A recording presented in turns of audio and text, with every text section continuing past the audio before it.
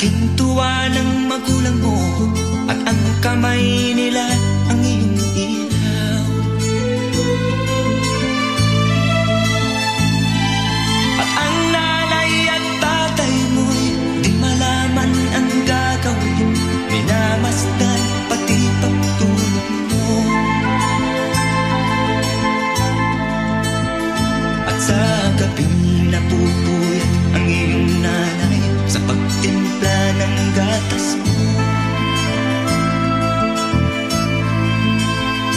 At sa umaga na may kalong ka ng iyong amang tuwang-tuwa sa'yo.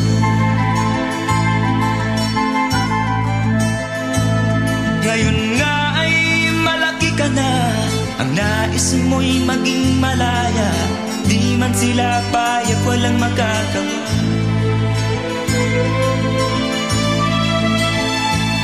Ikaw nga ay biglang nagbago, naging matigas ang iyong ulo, at ang payo nila'y sinuway mo. Di mo man lang inisip na ang kanilang ginagawa'y para sa'yo.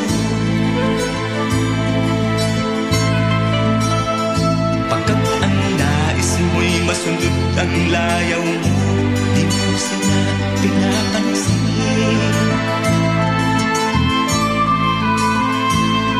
Nagdaan pang mga araw at ang landas mo'y naligaw. Ikaw ay nalulong sa masamang bisyo.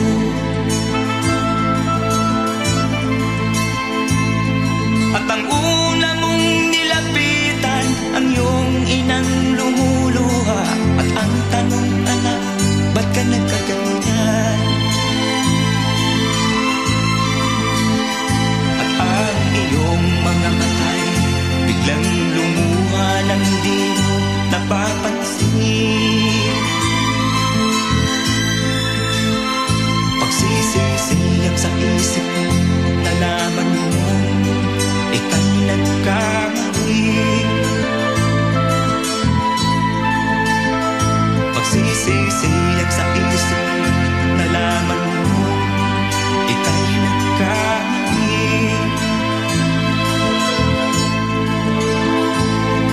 Kahapon ay nilimot mo pati ang iyong masamang bisyo.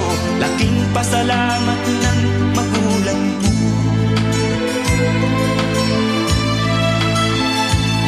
Ikaw nga ay tuluyang nagbago, natagpuan ang sarili, galaw ng isip mo matuwid na.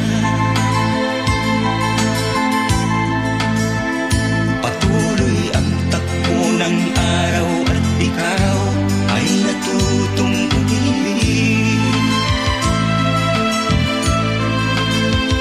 Hindi naglaon at ipinasya mo, lumagay ka na sa tahimik.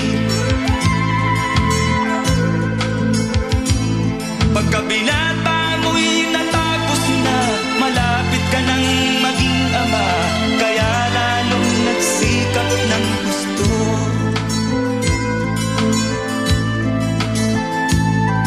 Dumating ang iyong hinihintay, sinilang ang panganay mo, parang langit ang iyong nadama.